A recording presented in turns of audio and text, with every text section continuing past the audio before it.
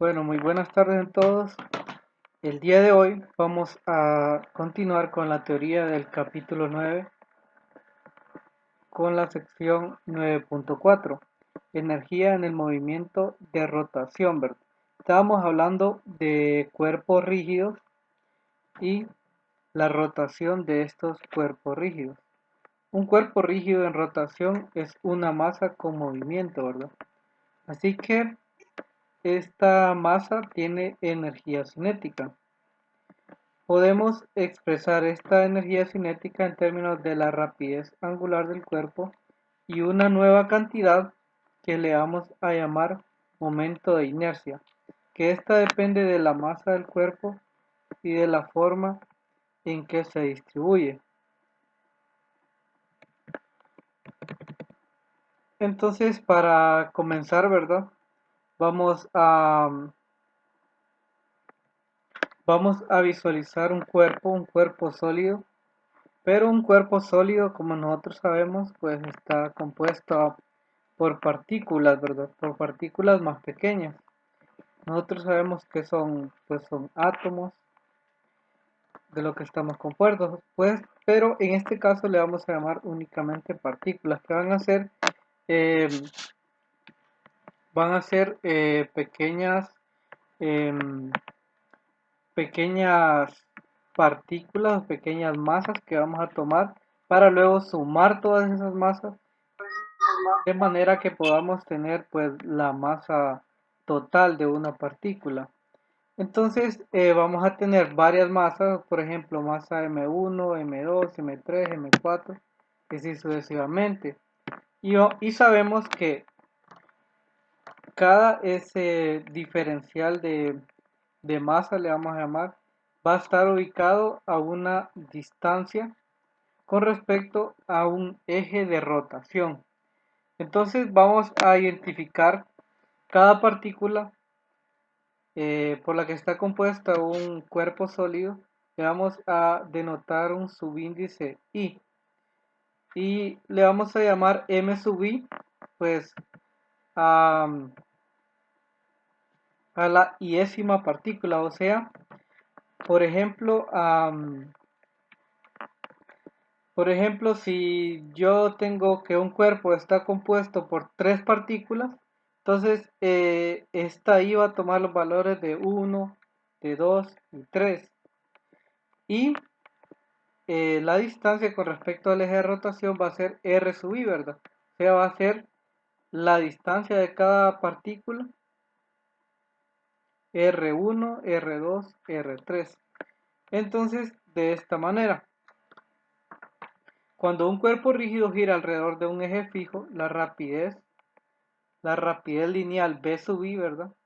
De la iésima partícula está dado por la ecuación v sub i ri por omega. O sea, la velocidad, por ejemplo, si tomamos una partícula por poner un ejemplo, del cuerpo sólido, una partícula, entonces yo le puedo calcular la velocidad lineal a esa partícula multiplicando la distancia a la que se encuentra esa partícula por la rapidez angular del cuerpo en general, ¿verdad?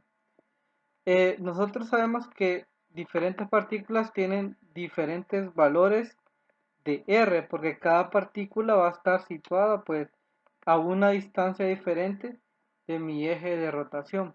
Pero omega, como ya lo habíamos visto anteriormente, es la rapidez angular, es igual para cualquier partícula que se encuentre en el, en el, en el objeto, ¿verdad?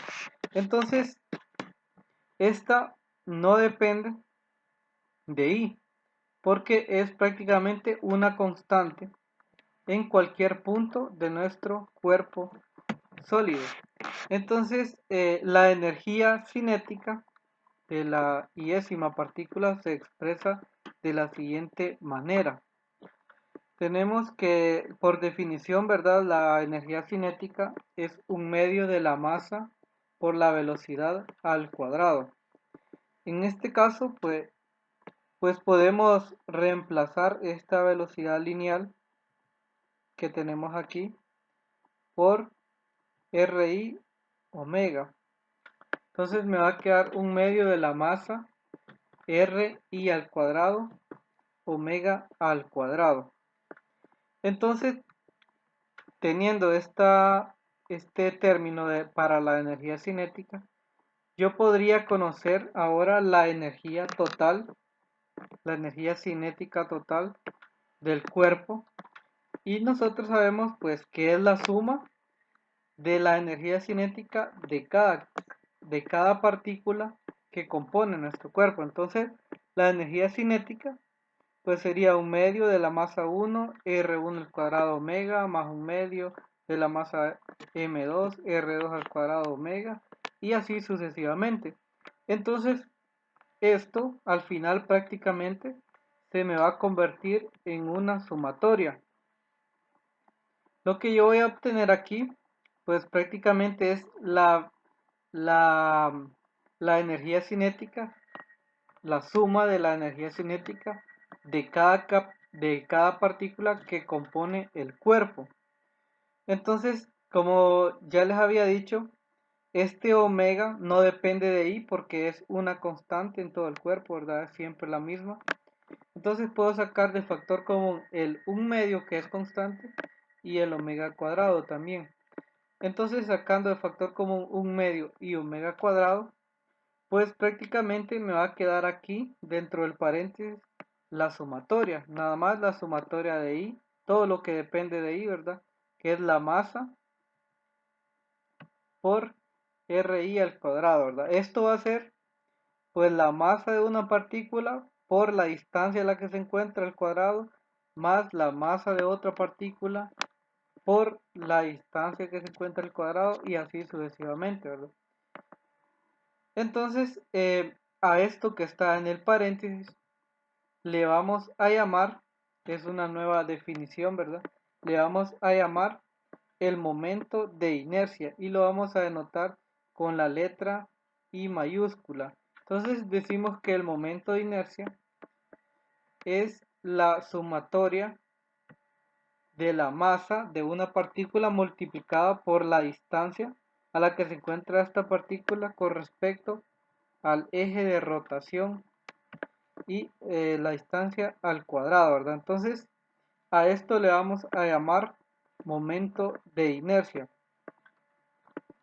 Entonces, para un cuerpo con un eje de rotación dado y una masa total determinada, cuanto mayor sea la distancia del eje a las partículas que constituyen el cuerpo, mayor será el momento de inercia. Por ejemplo, lo podemos ver aquí en este ejemplo, el ejemplo 9.14. Tenemos un eje de rotación por acá. Tenemos unas masas colocadas a los extremos aquí. Estas masas yo las puedo mover, ¿verdad? Las puedo alejar de mi eje de rotación, como lo pueden ver aquí abajo. Lo puedo alejar yo de mi eje de rotación. Entonces, según mi definición de momento de inercia, entre mayor es la distancia de mi eje de rotación, yo voy a tener un mayor momento de inercia. Entonces, por ejemplo, viendo estos dos ejemplos acá, yo tengo masas cercanas a mi eje de rotación. Por lo tanto, el momento de inercia va a ser pequeño, porque la distancia de las masas con respecto al eje de rotación es pequeño. Ahora, en este caso, y por ende, es más fácil hacer girar el aparato. O sea, entre menor sea el momento de inercia de un objeto, va a ser más fácil poder mover el aparato. O sea, le tenemos que ejercer un menor trabajo para moverlo con respecto a que si tenemos pues dos masas alejadas, como las tenemos aquí, de mi eje de rotación, debido a que la distancia con respecto al eje de rotación es mayor. Entonces, por ende, voy a tener un momento de inercia mayor y va a ser más difícil hacer girar el aparato. Para hacer girar este aparato que yo tengo acá, necesito más energía, necesito más trabajo que con respecto a este que está acá. Entonces prácticamente podemos ver ese ejemplo para darle un sentido físico al momento de inercia. Entonces, en términos de momento de inercia, yo tengo que la energía cinética de rotación K es un medio de I, que I es el momento de inercia, por omega al cuadrado, ¿verdad? Entonces, esta es prácticamente la manera de calcular la energía cinética de rotación de un cuerpo rígido, ¿verdad? De un cuerpo rígido. Entonces, como les decía, ¿verdad? La ecuación 9.17 ofrece una interpretación física sencilla del momento de inercia. Cuanto mayor sea el momento de inercia, mayor será la energía cinética de un cuerpo rígido que gira con una rapidez angular omega. De esta misma manera, cuanto mayor sea el momento de inercia de un cuerpo, más difícil será ponerlo a girar si está en reposo, como les decía anteriormente, y más difícil será detener su rotación si ya está girando. Por esta razón, ahí también se le denomina como inercia rotacional. Entonces podemos hacer un pequeño análisis de esto, ¿verdad? Para saber físicamente qué nos quiere decir el momento de inercia. Entonces, por aquí se presenta un ejemplo, ¿verdad? Los ejemplos pues los vamos a abordar cuando realicemos los ejercicios. Ustedes lo pueden ver detenidamente después. Ahora, con algo que hay que tener mucho cuidado es que el momento de inercia de un objeto no es único, sino que el momento de inercia depende de dónde nosotros elegimos el eje para que un objeto rote. Por ejemplo, no es lo mismo que por ejemplo, ¿verdad? No es lo mismo que este eje estuviera aquí exactamente en el centro a que yo colocara mi eje por aquí más o menos. El momento de inercia de este sistema cambiaría, debido a que el momento de inercia yo lo calculo con respecto a un eje de rotación, porque necesito conocer las distancias desde el eje de rotación, ¿verdad? Entonces, si yo cambio mi eje de rotación, va a cambiar las distancias y por lo tanto va a cambiar mi momento de inercia. Entonces, el momento de inercia depende de donde yo coloque mi eje de rotación en el objeto. Entonces, por ejemplo, acá tengo dos aves, ¿verdad? Dos aves y las alas de las aves tienen un momento de inercia. Tienen un momento de inercia. Eh, debido a que yo necesito, debido a que el momento de inercia de las alas pequeñas, o sea, la distancia desde el ave hasta cualquier punto de las alas de esta ave, ¿verdad? Va a ser menor que la distancia que tiene desde acá, desde el centro, hasta cualquier punto de aquí, ¿verdad? Algunas distancias pues van a ser mayor porque las alas de esta ave pues son más grandes, ¿verdad? Y por lo tanto va a tener más masa todavía, va a tener más masa. Entonces, por lo tanto, mover estas alas, una ave grande para mover las alas necesita un mayor trabajo, o sea, necesita una mayor energía para poder mover las alas.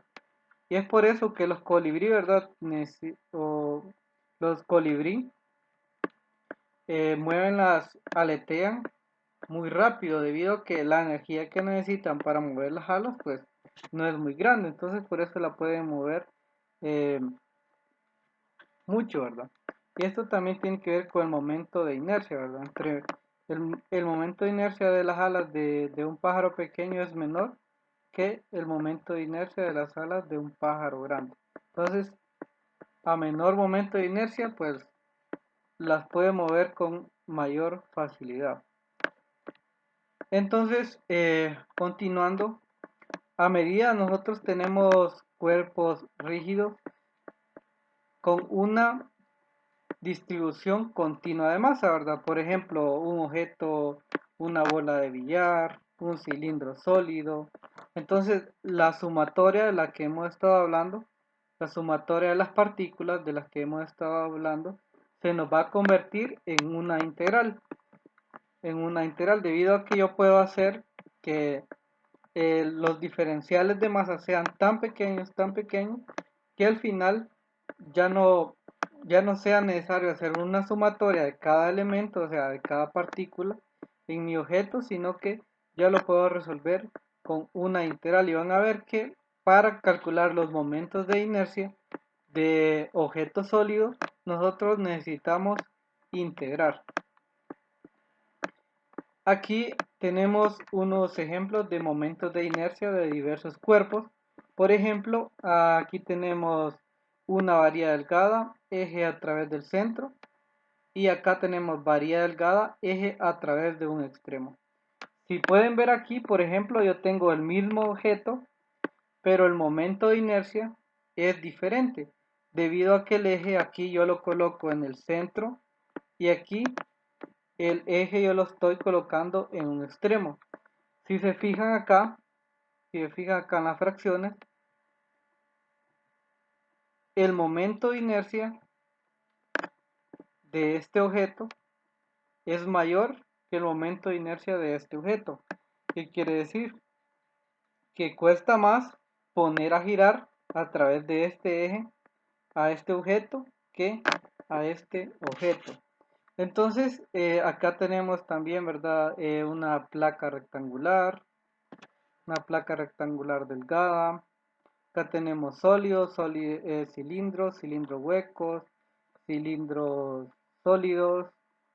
Acá tenemos esferas, una esfera hueca y una esfera sólida. Entonces, van a ver que para calcular estos momentos de inercia que tenemos aquí, ya calculados, yo lo que necesito prácticamente es integrar sobre todo el objeto. Y ya vamos a ver los ejemplos cuando ya vayamos a resolver ejercicios.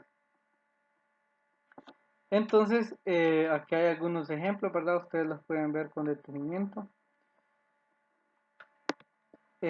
Algo que también nosotros podemos requerir es calcular la energía potencial gravitacional de un cuerpo extenso, o sea, de un cuerpo que yo no lo puedo modelar como simplemente como una partícula, sino que, por ejemplo, una persona que está saltando, ¿verdad?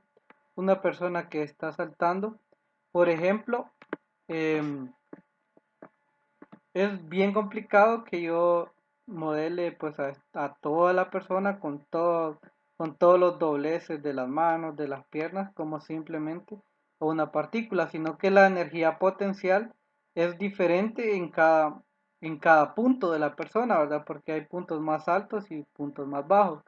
Entonces, en ese caso, pues simplemente la energía potencial gravitacional se calcula con respecto al centro de masa del objeto.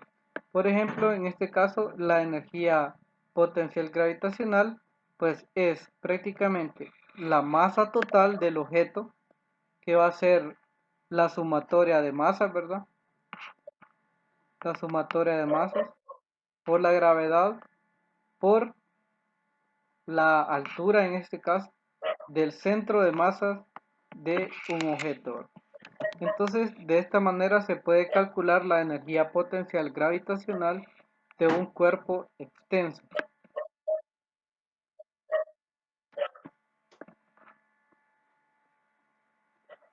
Bueno, ahora vamos a continuar con la sección 9.5. Eh, Teorema de los ejes paralelos. Esto nos va a servir para poder calcular el momento de inercia de un objeto en cualquier punto del objeto. Entonces, como les había dicho, ¿verdad? Un cuerpo no tiene un momento de inercia único, sino que el momento de inercia depende de donde yo coloque mi eje de rotación. Entonces, para calcular el momento de inercia en un punto de un objeto, lo vamos a hacer a través de un teorema. El teorema se llama teorema de los ejes paralelos y establece que el momento de inercia de un punto, ¿verdad? Cualquiera en un objeto es igual al momento de inercia del centro de masa más la masa total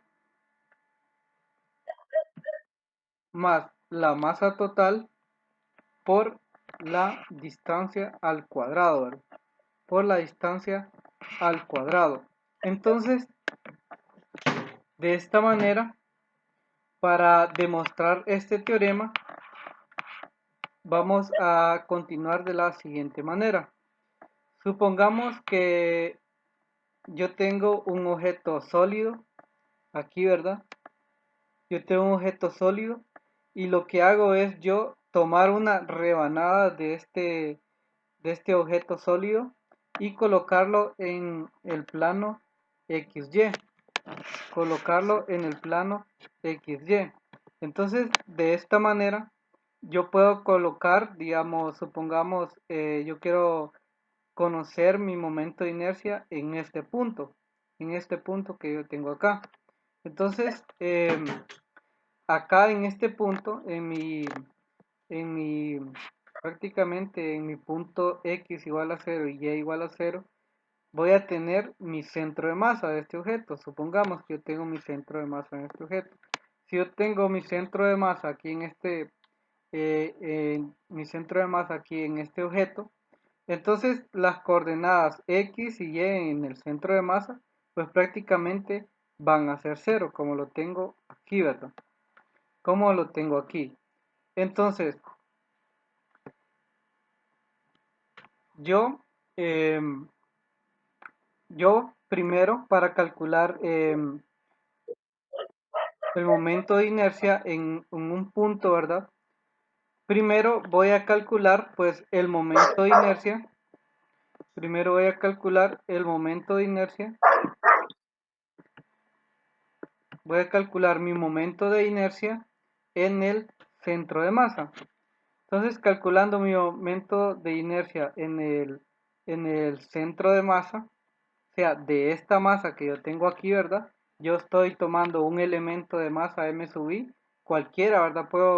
Lo pude escoger en cualquier punto de mi objeto, pero lo escogí aquí. Entonces, yo para calcular mi momento de inercia de este elemento de masa,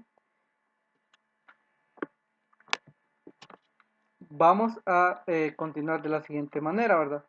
Por definición, mi momento de inercia es la sumatoria de m sub i, ¿verdad? O sea, voy a tomar este elemento de masa, voy a tomar otro, voy a tomar otro, voy a tomar prácticamente una infinidad de puntos, de manera que yo pueda abarcar toda mi masa al sumar todas estas masas que yo tengo aquí, ¿verdad? Y prácticamente por la distancia, que la distancia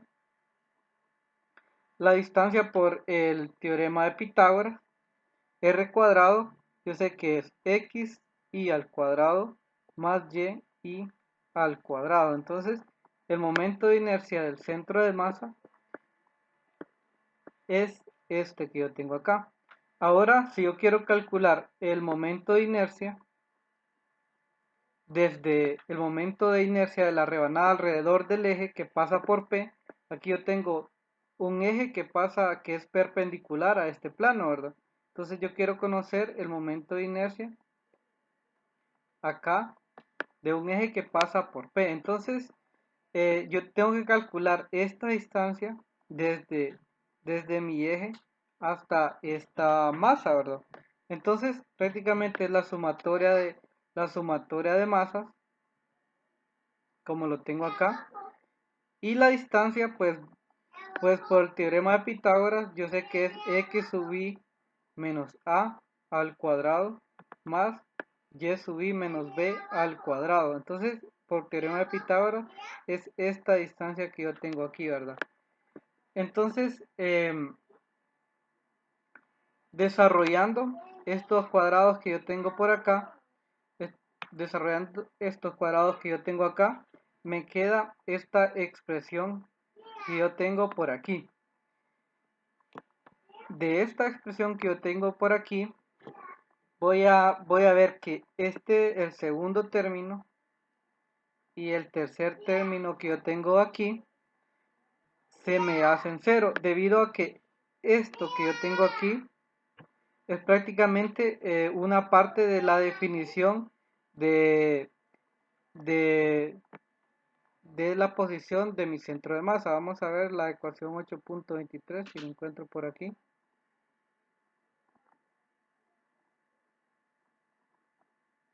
La ecuación 8.23 para mostrarles por qué eso se me va a hacer cero prácticamente.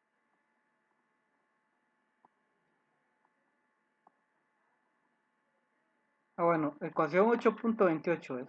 Entonces, si ven acá, habíamos dicho que como mi punto de referencia lo voy a tomar exactamente donde es el centro de masa. Entonces, dijimos que X del centro de masa y Y del centro de masa serían igual a cero. Entonces, como tengo en mi ecuación esta sumatoria, ¿verdad? Sumatoria de m sub i por x sub i, y también tengo una sumatoria de m sub i por y sub i. Entonces prácticamente si esto es cero, pues esto también prácticamente sería cero. Entonces el segundo término y el tercer término de mi ecuación se me van a hacer cero prácticamente. Entonces nada más me quedaría esta parte y esta parte que yo tengo acá.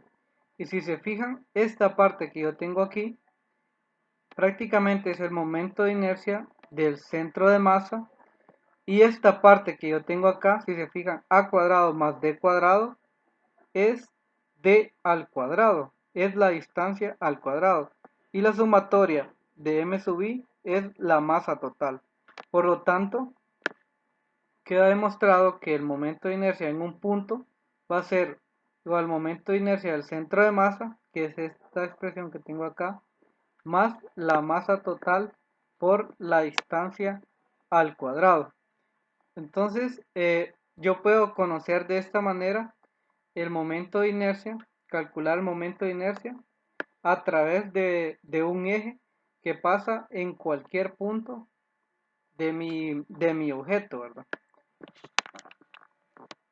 Entonces, vamos a ver aquí, según esta ecuación que yo tengo acá, es más fácil poner a girar un objeto a través del centro de masa que ponerlo a girar desde otro punto cualquiera. ¿Por qué?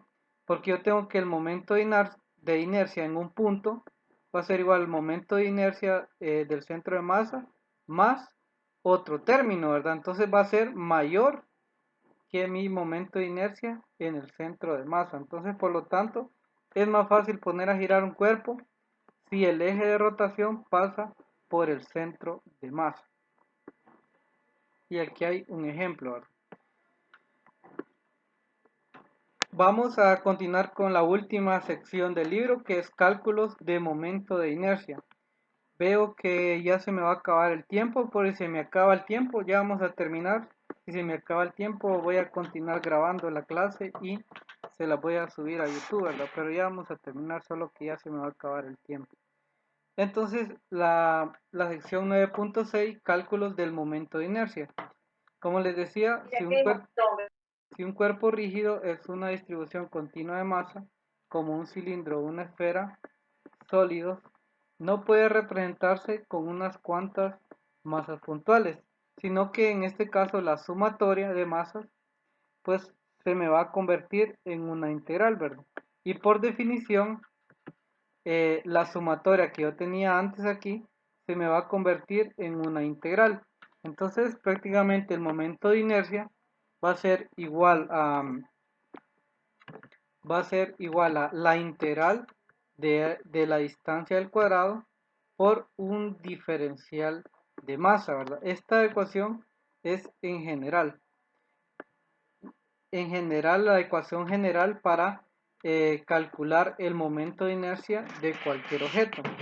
Entonces, para evaluar esta integral, debemos representar R y de M, diferencial de masa, en términos de la misma variable de integración. Por ejemplo, si yo quiero calcular el momento de inercia de un objeto tridimensional, yo necesito convertir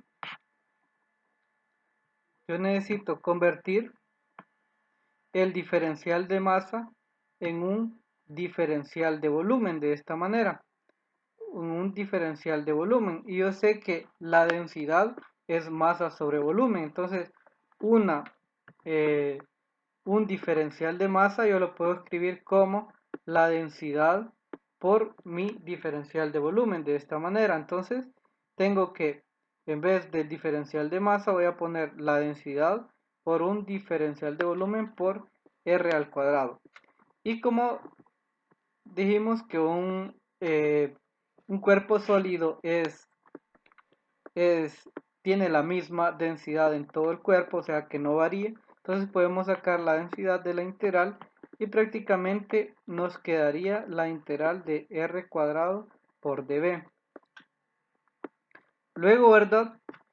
Para resolver esta integral tenemos que expresar nuestro elemento de volumen dB en términos de las diferenciales de las variables de integración tales como de x, de y y de z, ¿verdad?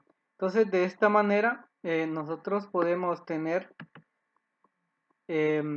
la integral en términos que nosotros podemos conocer los límites, por ejemplo.